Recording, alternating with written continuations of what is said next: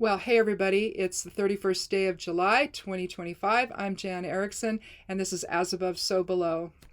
It's also my oldest grandson's 6th birthday, and we'll be talking to him here in a few hours over a video call. We like to do that with our grandkids, do a special video call with them when it's their birthday. I hope you're doing well, and let's go ahead and get started here on this Thursday. Tomorrow, of course, is Lammas or Lunasad, however you prefer to call it. It's one of the first of three harvest festivals. I'm going to be doing some soup. Probably most of the stuff I'll have in it will be from last year's garden, because the things I put in my soup really aren't done yet, like the carrots and the beans and potatoes and things like they're not done yet. So that's the way that goes. But anyway, we're going to start out today from an Elder Futhark bag with the above side of things, the higher self side of things with Othala. Othala is the 24th rune of the Elder Futhark, the very last one. It's a bind rune in and of itself. It's essentially Kenaz everywhere. You've got Ingus up here, which is Kenaz inward to make a diamond. So the light of spirit or the torch infusing your awareness, your inner awareness. And then down below you have Gebo, the X, and that's Kenaz in all directions outward. And so you bring it in and express it out, essentially. Your manifestation of higher awareness, both within and without, you could say. But Othala is about your sacred space. It's about tradition, loyalty, inheritance, home, family. It could be the Akashic record for you, your own Akashic record. It could be about prosperity and balance, if you will.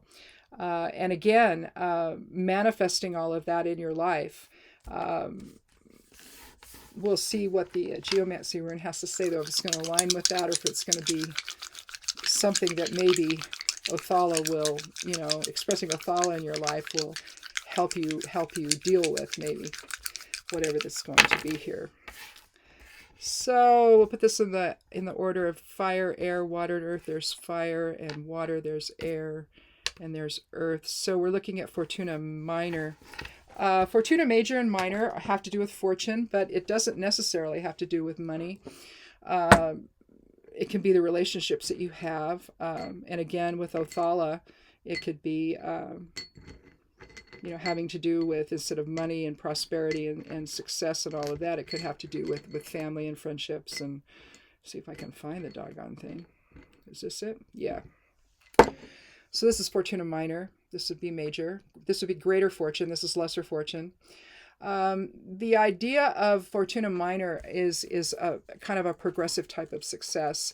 It's being willing to accept outside advice on the path you're on, and to sort of make things move in the right direction, if you will.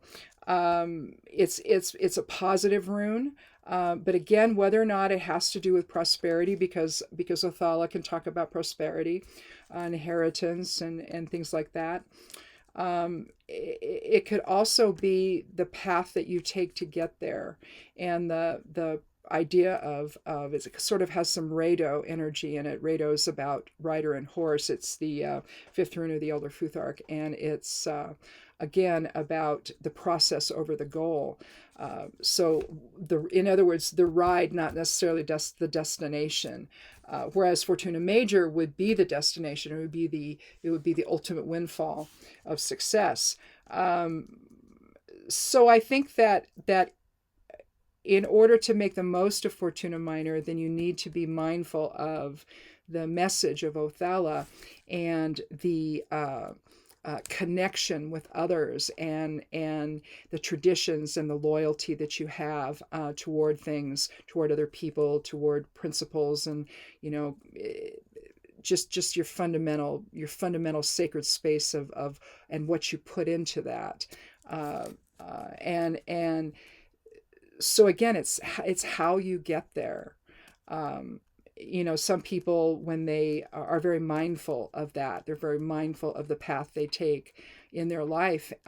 They are not people who will step over others to get to what they want, and then there are people that do. So again, it's what you build. You know, the idea of Othala being the last rune, the 24th rune of the Elder Futhark. There's this progression there, in the same way you have with the minor or the major arcana in tarot. You end with the world, and you come full circle. Well, it's the same thing with Othala. It's all that you build along the way, the traditions in your family, the sense of connection and loyalty that you feel toward them, and not just blood relatives, but the people you bring into your family, your friends, people, you know, friends and neighbors, for example, that become part of your life, and a very important part of your life. You know, it can also be about ancestral heritage and all that has come down, you know, through the your ancestry, basically. In terms of like family traditions and things. But there's also a sense of possessions also and acquisitions with Othala that could also align with Fortuna Minor, and how you get them, how all that happens, the process you take, and how willing you are to reach out to others, to find other kinds of ideas and that may apply in your life. You know, you get stuck in a place and it's like, well, I gotta go talk to somebody. I'm not sure what to do here, you know, and rather than just sitting there struggling and you know, doing what you do, you know, you're willing to step outside that and go talk to somebody else. So that's also part of Fortuna Minor.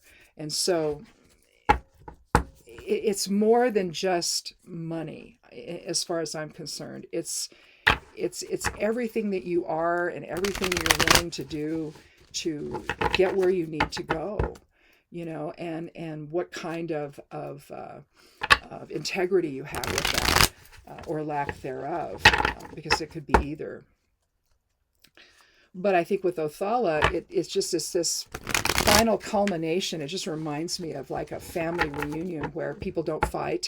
They actually get along, you know, and they come together and they see, you know, all the new babies that have been born. And, you know, if it's a big family, you know, you see just this progression of just family life, you know, both old and new, you know. And to appreciate all of that. There's just, to me, I love the rune Othala. I think it's just almost it's where we all want to go, you know, how we all want it to be, instead of, you know, the struggle that we often have.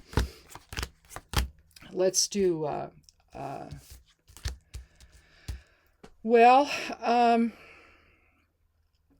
so this is going to be interesting, I think, because we're looking at some cards here that may or may not help define these runes a little further. Let's go ahead and do the, but it's going to be interesting, I think. Let's go ahead and do the numerology. So I said 24 for Othala. We have the 3 of Swords here. And we have the Lover's card, which is the sixth card from the Major Arcana. And then we have the 7 of Wands. Now, there could be something here about, if you look at Othala as the culmination of all the messages of the Elder Futhark. If you look at that as all the things that you've learned and in your life, if you were to write, say, an autobiography, Othala might represent the autobiography, where you're talking about everything you've done, your home life, and, you know, when you were growing up, how that was, you know, your education, higher education if you had it, the jobs you've had, if you had a career. That, you know, it was very, very successful. You might be writing about that as well in the autobiography. That might be the reason for it, might be the catalyst for it or something. And then Fortuna Minor would be all of the steps you took to get there. but it seems like the cards here are a cautionary tale. Uh, let's start out first with the three of swords. Here you have a card of betrayal. That's the simplest way to see this. You see two swords here behind this sword in the center. There's rain coming down in the distance there from the clouds. It's you rarely see just one element in each of the suits. You'll see expressions of several, if not all four, and maybe five if you include, spirit. But here, this is the card, but this is the suit of swords, and so you're looking at the air element, and you're looking at communication, integrity, truth versus fiction, or truth versus deception, legal matters, balance, reason, and then you have something awful that happens where in some way you've been betrayed by other people. It can be a love triangle. It could be at work. It could be, if it's at work, then maybe some people are trying to undermine your success, and it's emotional, but at the same time, it sort of pierces the heart and really gives you pause. But at the same time, it also gives you the ability to rethink things in a way that maybe you weren't aware of. Maybe this was happening not necessarily behind your back, but you just didn't see it. Maybe you trusted too much, and maybe you trusted people that you just that can't be trusted. And so there is a sense of betrayal and some emotion involved in this particular card. And I'm gonna leave the lovers for last. Let's talk about the. I was gonna do it, but then I'm thinking, nah, I'm gonna do this first. If this is undermining in some way, or a betrayal, whether it's a love triangle or say at work, either way, you're going to defend your ground. Here you're going to get above it all. And that's the answer to being, stuck here. You're going to get above it all, and you're going to take some action here and to defend yourself, to protect yourself, to protect what you've built, to protect, again, with Fortuna Minor, maybe somebody is trying to undermine your success. And impact your material security that Othala can also talk about. And so here you need to see what's going on, though. You need to understand the picture. And so you get above it all. You see what's coming in on you, and trying to take something away from you is essentially. If it's a love triangle, then it could be somebody who's entered your life that, again, has impacted your marriage, perhaps, or a relationship you have. And you're going to stand up for what is yours, your own integrity, even if it's not the relationship itself, even if you have to let that relationship go, if you decide, this is not worth it to me, still, you have your life and you have to defend it. So again, you get above it all, you get the emotion out of it, and you stand up for yourself. You see things in a better balance. Seven's about observation and balance. It's also about spirituality and magic. But essentially, you're getting above it all so that you can see what the whole issue is, and what's going to be coming in on you, and what are the things you're going to have to be dealing with. But at the same time, in the process, you're going to stand your ground over it all.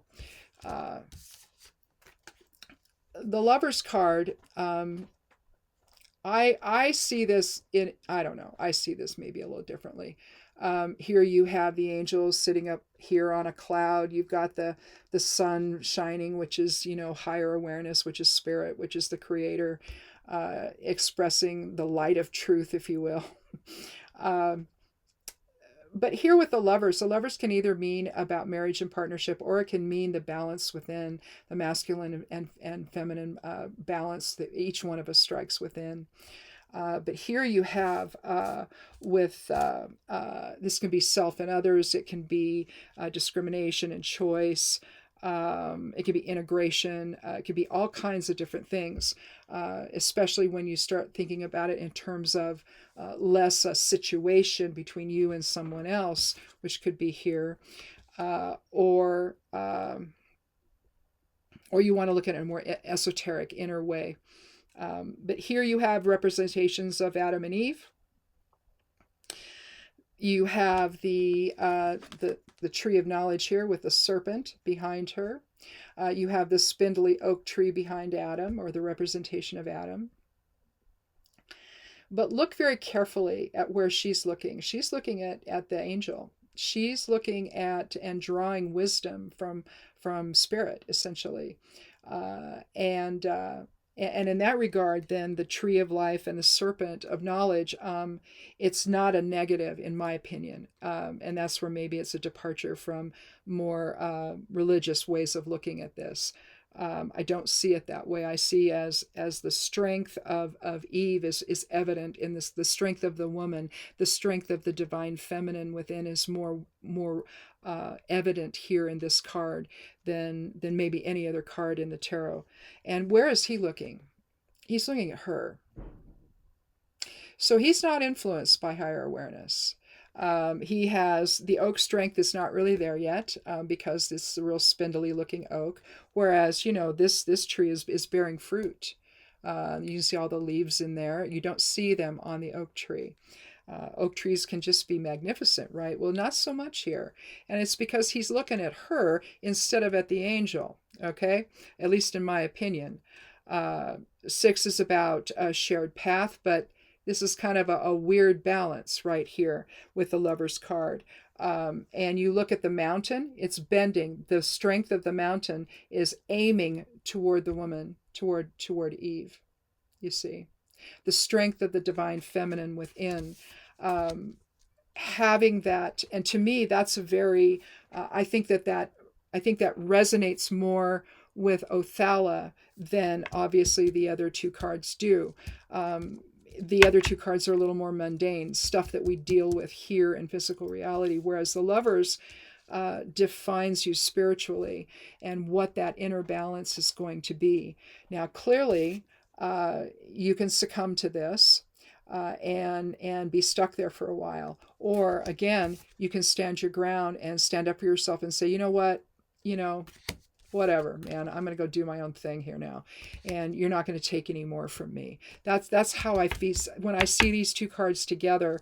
It's like, okay, this has happened to me, but no more. You're not going to do any more of that than that, right? I'm going to now take charge of everything. I'm going to understand the whole picture. I'm going to understand what all happened, and I'm going to take active measures, basically, to not allow you to impact my life anymore, right? It could be something like that. And again, the balance that you strike, being able to react with less, not react in ego, essentially, not let ego control your responses or your choices or anything else, but to get above it all, like the man's doing here. He's above everybody else where he's standing. And I don't like his stance. I'm a martial artist, and you don't ever expose your groin that way, but whatever. I would have drawn the card a little bit differently. But still in all, you have this ability here to protect yourself and to stand up for what's right and to stand up for your own integrity and what you've made of yourself in this life, and not be defined here by the Three of Swords. Two people want to come and do something to you behind your back, and you're just not going to put up with it, essentially. And again, have your strength come from the divine feminine, where your reaction to it is something that preserves your own sense of security and peace, to draw that from spirit and higher awareness than from trying to get into it with these people, because obviously they don't have your best interests at heart. They have their own, and irrespective of what this is for you, whether it's a love triangle or something that's going on in your life at work, or with your neighbors, or whatever. If people are lying about you, which happens, because everyone's got their own agenda, and so they want to make sure that wins instead of somebody else. So they go and I love the ones that'll go and they'll undermine you before anyone's ever even talked to you. It's like, oh, let's see this person as the bad guy when they don't even know him. And what's happened, see, is you had other people come along, and because they don't want anyone to like this person, right? because they're threatened by this person. So they go and they badmouth them, right? And they trash them to everybody else. So they already know who you are, right? Before you ever meet them. You ever had that feeling? I have, and it's like, okay, whatever, folks. Live your own stupidity if that's what you want to do. But that's the whole thing. Here you're going to get above it all. You're going to understand what's really going on, what kinds of nonsense is coming in on you, and you're going to defend your ground, essentially. So if it is at work, you're going to do it in a way where the divine feminine is going to come out with the Lover's card, and you're going to preserve home and hearth, if you will, your foundation, your structure in life, your sacred space in life. And if it is a job, if you define that in this context as a sacred space, you've built your own reputation there at work, you see, or your reputation in the community, or your reputation in your family, or whatever. You've built that, and you're not going to let anybody else undermine that in any way, shape, or form. And so you're going to stand up for yourself, and whatever garbage that the people here are trying to undermine you with, you're going to prove that none of that's true, and you're going to be heard, essentially. And again, with the Lovers, I see this as invoking higher awareness into your choices and into your perceptions, how you see what's actually happening. And so you don't get down, in other words, you don't get down in the mud with them. And so it may be here, and then that would be your process. That would be the progressive way that you respond to things, right? And that would be the Fortuna Minor aspect of this. And so again, I think that I generally don't think of work as sacred space, but it is. It really is, especially if it's a lucrative career that you're looking at, and not just simply a job that you go to. This is a career that you've gone to school for. You've had higher education. You've worked your way up, and maybe you're in management now, or of something, or you have a business or whatever, and maybe it's other businesses that are trying to undermine you so they get the customers instead of you. Again, if you respond aggressively without higher intention coming in to modify that a little bit and make it a little more measured, you could react in a way with the fire element here, with the 7 here. You could react in a way that's super aggressive and sort of undermines how people see you, and can undermine the effectiveness of your argument, right? Or the self-defense you're trying to express there. So, I think, to me, this probably resonates a little more as a work situation than a love triangle situation. But if it's a marriage and you're going to get a divorce out of it, well, that's going to impact everything. That impacts your sacred space, your financial security, all of that. So you could go either way here. But the hits I'm getting, it's more about maybe something at work, and where you're going to have to stand your ground against some people that are trying to do you in a bad way here, undermine you in a way. And again, try to see this from a higher perspective, because it will keep you calmer when you have to defend yourself. If you do assert yourself, it'll be in a way that gets people's attention instead of scares them, where you're not really getting angry, but you're letting people know that, this is not right. And it's a difference between somebody being, raging about something, and somebody speaking truth to power.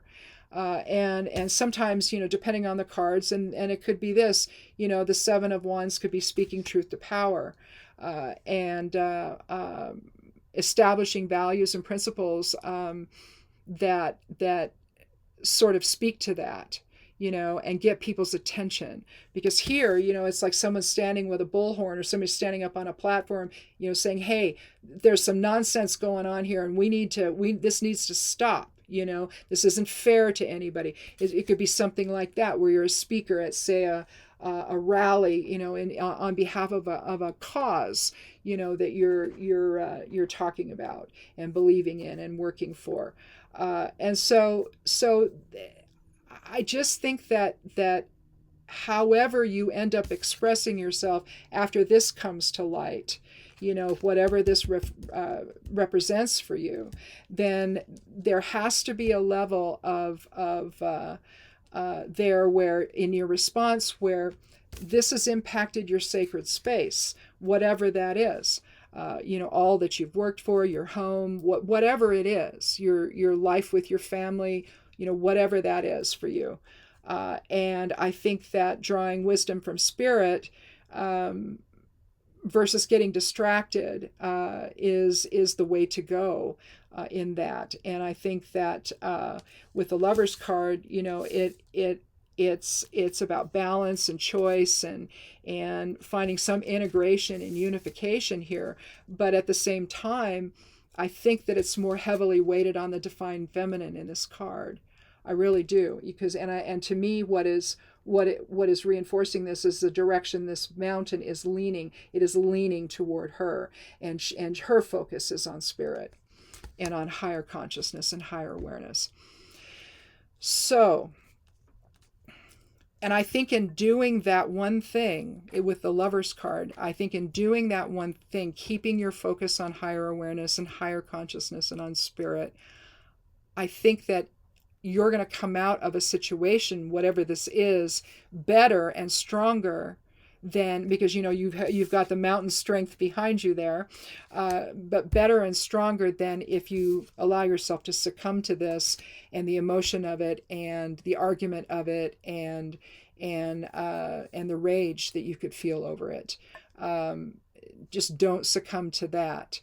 And then I think that in doing that, the success again continues its progression, and the sacred space that you've built for yourself is strengthened and fortified when you do that, instead of letting ego and the reaction of ego control the narrative there. So anyhow, well, that was a little longer than I intended, but in any event, I think it's just an interesting reading, and I keep coming back to the idea of Othala and the idea of the sacred space that you build for yourself over your lifetime, and obviously somebody's trying to interfere with that, and again, keep your wits about you, keep the balance to where it's balanced, a little more heavily weighted on spirit awareness and higher awareness, and then stand your ground. So anyhow, that's it. Thanks for watching. And the stuff on the blog over at Stepping Aside, the web address there is imsteppingaside.com. If you forget, click on more below the video and a little box opens and it's right there at the top. The forecast will come out in the midnight hour Sunday morning, as will the correspondences for Work and Magic. I do a reading notes write-up. It's not a full transcript of the reading or anything. It's just notes. If you want to open that up as you're watching, that'd be cool. So that's up on the blog just after, as I publish that as well. So on the blog, as I publish on YouTube, I publish on the blog at the same time. Also, the portions of this are over on Substack, either under my name, Jan Erickson, or under Witch Notes. Witch Notes is actually a small book of correspondences that I use, that I published several years ago. And so I just decided to call that, which in fact, I did a thing on the blog called Witch Notes. And so it just depended. it was what I could write. I'd write about anything, and sometimes I'd use it to rant, and, but that's what I called it over there on Substack. So either my name or that, you can search for it. There's also a link to it in that little window you can open here under the video. But have a good weekend. Again, if you celebrate Lammas, have fun doing that, and enjoy the time if you have your family coming or whatever, or you're going to go somewhere to some gathering, that'd be cool. But if you just want to stay home and sort of harvest what you've grown in your garden and make something with that. That's also fun. But either way, have a good weekend and come back again on Monday for another edition of As Above, So Below. Be good to yourself, be good to one another, and blessed be.